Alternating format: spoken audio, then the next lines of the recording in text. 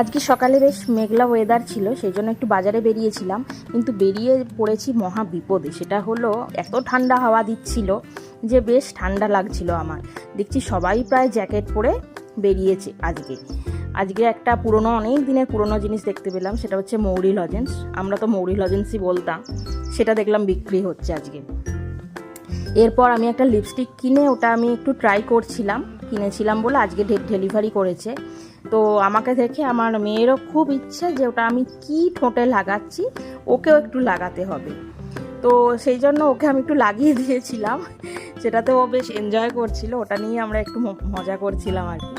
এরপর রাত্রে বানানো হয়েছিল একটু ফ্রায়েড রাইস আর একটু ওই ড্রামস অফ হেভেন টাইপের। এটা ওর বাবা খুব পছন্দ করে, তো সেই জন্যই বানিয়েছিলাম। সেটাই আমি ওকে টিফিনেও দিয়ে দিলাম পরের দিনের জন্য।